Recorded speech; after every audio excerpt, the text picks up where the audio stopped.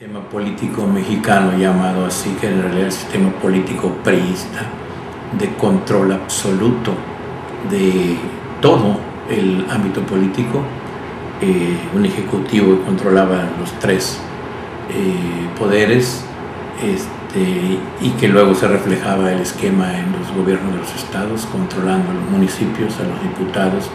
y hasta la sociedad organizada en sindicatos, en asociaciones, en colegios de profesionistas. Todo el mundo estaba controlado por el sistema y la excepción éramos los que militábamos en la oposición. En 1959, aquí en Baja California, la convención estatal en la que Rosas Magallón fue electo candidato a gobernador, eran menos de 200 personas las que realizaron la convención aquí en el centro Mexicali, en la calle, pero la realizaron frente a más de 10,000 ciudadanos que estaban esperando los resultados. Es decir, era un PAN como lo soñaba Gómez Morín, un PAN de selecto en cuanto a que personas escogidas, no porque fueran élites, sino escogidas, no de masa. En 1989, los panistas que nos reunimos, miembros activos que nos reunimos en una convención estatal para elegir a Ernesto Rufo, éramos menos de 400. Entonces no había en 30 años apenas se había duplicado el número de miembros de 200 en el estado a 400 y pico en una convención estatal. Y la prensa obviamente era un elemento importante en el sistema político, la prensa controlada con muy escasas excepciones, controlada absolutamente. Todavía me acuerdo yo cuando no nos aceptaban la publicidad pagada en la prensa, mucho menos entrevistas o reportajes de lo que ocurría en el partido. El crecimiento vino después de que llegamos al gobierno en 1989 en Baja California, por la educación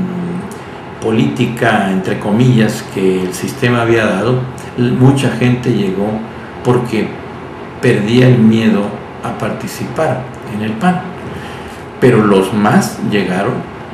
por protegerse, y así nos lo decían. Bueno, lo que pasa es que la sociedad se fue cansando de las trapacerías de los gobiernos priistas, generalmente convertidos en pandillas de ladrones, de saqueadores, de violadores consuetudinarios de la ley, con algunas excepciones que podrían destacarse,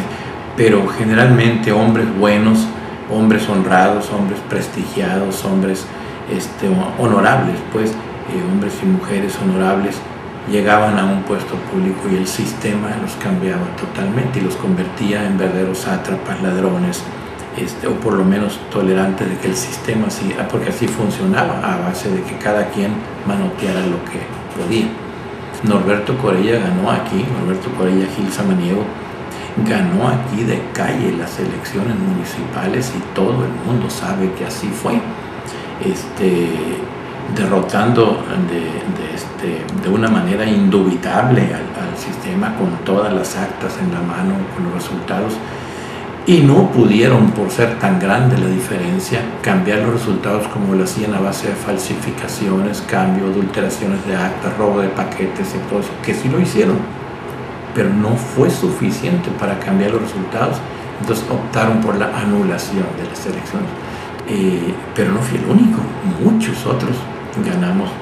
diputaciones, ganamos alcaldías, pero no será arrebatado por el sistema del robo electoral. Uno de los avances importantes logrados en ese proceso fue que Manuel Cloutier hizo una campaña para la apertura de los medios de comunicación y logró romper la cerrazón de los medios, porque las radiodifusoras, los periódicos, todos cerraban las puertas a los candidatos del PAN, y Manuel Cloutier empezó a hacer plantones frente a las radiodifusoras, frente a las televisoras, que negaban, sobre todo habiéndoles comprado el espacio, se negaban a conceder la entrevista o a aceptar la publicidad, porque les mandaba telegramas la Secretaría de Gobernación, y la Secretaría de Gobernación controlaba a todos los medios. bueno, prácticamente a todos, con algunas excepciones. Y así lo vino haciendo a través de muchas partes del país y se convertía en un mitin en cada rechazo, porque convocaba a la gente, venía la gente, presionaba y lograba que se abrieran las puertas a las radiodifusoras de las televisoras. En ese tiempo logramos que Jacobo Zabludovsky fuera expulsado del país, porque su programa 24 horas es un programa priista, parcial totalmente. Logramos que Lolita Ayala fuera cancelado su programación en Televisa, porque las señoras de Chihuahua viajaban hasta el Distrito Federal a cantarle en su cara las mentiras que estaba diciendo. Y Jacobo Zabludovsky fue objeto de una campaña del PAN que llegó hasta España, hasta Jerez de la Frontera, donde está la matriz de Pedro Domeque, porque lo patrocina, el principal patrocinador, donde panistas protestábamos porque Jacobo Zabludovsky distorsionaba las noticias en su programa 24 horas. Hicimos una campaña para que la gente no viera 24 horas y tuvo que ser expulsado del país. Lo mandaron a los Estados Unidos y allá también fue rechazado por el personal mexicano de Univisión, donde fue a trabajar. Fue rechazado y tuvo que regresarse avergonzado al país de nuevo. De ese tamaño era la protesta, pero esto lo había generado Manuel Cloutier con su determinación a romper ese monolito de los medios. Había cambiado también la tecnología, entonces nosotros aquí veíamos canales norteamericanos, venían periodistas norteamericanos a entrevistar a nuestros candidatos, aparecían reportajes en los Estados Unidos que la gente estaba viendo en la televisión extranjera lo que la televisión mexicana no proyectaba. Veíamos en los periódicos extranjeros lo que los periódicos mexicanos no reflejaban. Entonces esto empezó a ejercer una presión para los medios nacionales, que era una vergüenza que en el extranjero estuvieran informando de los hechos que ocurrieron en México, de represión, de robos electorales, atracos, encarcelamientos ilegales, persecución, represión, todo esto,